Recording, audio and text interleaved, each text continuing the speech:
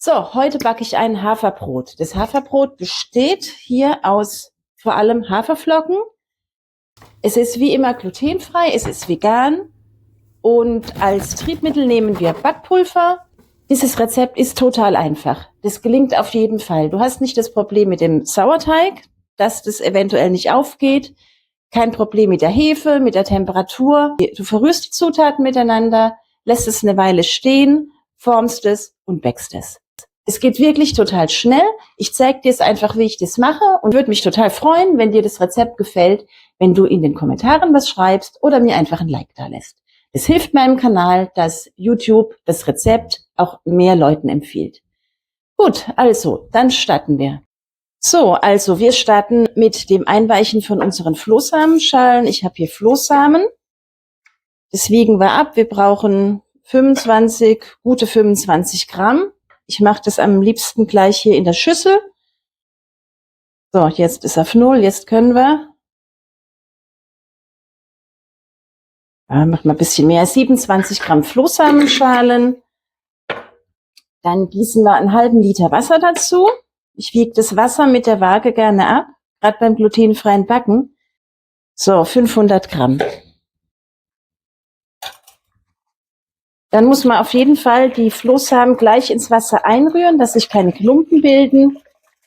Und beim glutenfreien Backen ist es ziemlich wichtig, dass die Angaben von den Flüssigkeiten stimmen. Das heißt, ich wiege die meistens mit der Waage ab, weil das mit diesen Messbechern, wenn man diese Messbecher hier benutzt, einfach oft ungenau ist und dann das Backergebnis einfach zu wünschen übrig lässt. Genau, hier rein brauchen wir ungefähr einen Esslöffel Zitrone. Das mache ich nach Augenmaß. Einfach, da habe ich noch so einen Rest gehabt. So, rühren das noch mal ein. Dann tun wir gleich den Teelöffel Salz dazu. Ungefähr so viel. Kannst du natürlich auch mehr oder weniger nehmen. Das ist Geschmackssache. Und das Wichtigste bei diesem Brot ist, dass diese Flohsamen jetzt richtig stark aufquillen. Ich zeige euch das nachher. Ihr seht, das ist total flüssig jetzt. Ja? Und wenn das eine halbe Stunde steht, du kannst das auch über Nacht einweichen und einfach stehen lassen. Und wenn du dann Zeit hast, backst du das Brot. Genau, das war der erste Schritt, der wichtigste. Und jetzt zeige ich euch, welche trockenen Zutaten wir später hier einrühren. Ich wiege das jetzt einfach schon mal ab. Wir brauchen vor allem Haferflocken. Wir brauchen Haferflocken einfach so. Die musst du nicht irgendwie durch deinen Mixer jagen. Wir brauchen 200 Gramm davon. Also.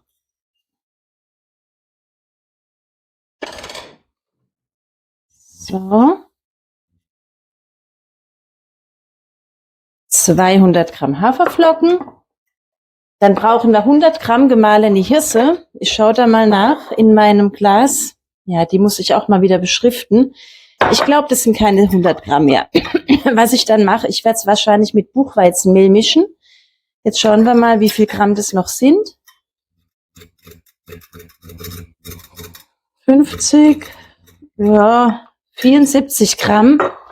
Jetzt schnappen wir uns einfach das Buchweizenmehl und füllen den Rest bis 100 Gramm auf. Das wird funktionieren. Buchweizen eignet sich sowieso total gut, um Brote zu backen. Ich liebe Buchweizen. So, Buchweizen. Dann brauchen wir Kartoffelstärke, beziehungsweise, nein, Tapioca-Stärke brauchen wir.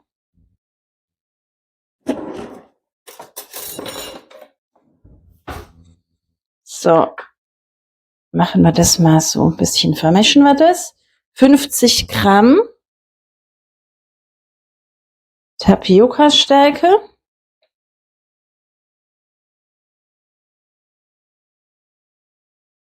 Ja, 53 Gramm. Das ist gut so. So, dann Backpulver. Wir brauchen 6 Gramm Backpulver. Das ist ohne Maisstärke. Da ist Tapioca-Stärke drin. So, jetzt schauen wir mal. 6 Gramm, es ist etwa so ein Teelöffel, aber nicht sehr voll. Weil wenn du zu viel nimmst, schmeckt das total nach Backpulver und das ist nicht lecker. So, das war, ja, 4, 5, bisschen mehr. So, das haut hin, lieber ein Tick weniger. Okay, dann haben wir also die Flohsamenschalen quellen, dann haben wir hier drin die Haferflocken, die Hirse, die Tapioca-Stärke und bei der Hirse haben wir ein bisschen Buchweizenmehl dazu gemacht. Ja, Backpulver, Zitrone, Salz, genau, das war's eigentlich schon. Jetzt lasse ich das hier stehen, mache irgendwas anderes in meiner Küche und sobald die Flohsamen gut gequollen sind, zeige ich dir, wie ich das Ganze vermische und forme und backe. So, jetzt bin ich wieder da. Ich habe vorher gesagt, der Teig muss etwa eine halbe Stunde stehen. Inzwischen sind bestimmt 2 oder 3 Stunden vergangen. Wir haben Mittag gegessen, ich habe die Küche aufgeräumt, wir haben eine kleine Pause gemacht. Heute ist der letzte Tag der Schulferien. Genau, jetzt macht es dem Teig zum Glück überhaupt gar nichts, weil es ist keine Hefe drin, es ist kein Sauerteig drin. Deswegen geht's einfach dort weiter. Und ich zeige dir jetzt mal, wie ich den Teig aus der Schüssel nehme und wie ich die 2 Baguettebrote dann forme. So, das ist der Teig. Ihr seht, der ist beim Draufdrücken schon ziemlich fest. Der lässt sich wie so ein quasi am Stück. Kannst du den rausnehmen aus der Schüssel. Leg dir das einfach mal hier hin. Ihr seht, der ist richtig fest. Der klebt jetzt quasi nicht mehr. Ja? So, um die Brote zu formen, werde ich da jetzt ein bisschen weißes Reismehl benutzen. Du kannst auch ein anderes Mehl nehmen. Ich finde, das sieht am Schluss, wenn man die Brote formt und einschneidet, einfach hübsch aus. So ein helles Mehl auf diesem Brot. So, wir halbieren das Ganze. Einfach in 2 ungefähr gleich große Teile. Bisschen mehr Mehl. Und dann drücken wir das einfach zu so schmalen, länglichen Broten. Rollen das ein bisschen. Das ist wirklich super einfach. Es klebt nicht, außer dass du halt dann das Mehl auf der Fläche hast zum Aufputzen, ist das überhaupt kein Ding. So, genau. Dann nehmen wir das und legen das aufs Backblech.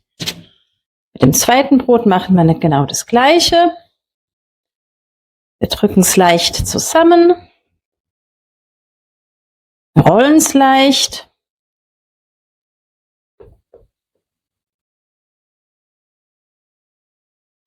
Ich schaue, dass diese Seite, die nicht so schön aussieht, das war die Schnittseite vorher, die Schnittfläche, dass die nach unten guckt.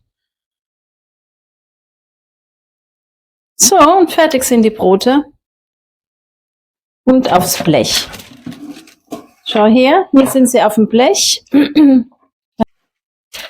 Ich werde die jetzt hier noch mal einschneiden. Einfach 3 solche relativ tiefen Schnitte. Muss man nicht machen, ich finde es aber hübsch. So. Die andere Seite genauso. Da klebt auch nichts. Und der dritte Schnitt. So, fertig. Und jetzt kann man die Brote direkt backen. Du musst die nicht noch mal gehen lassen.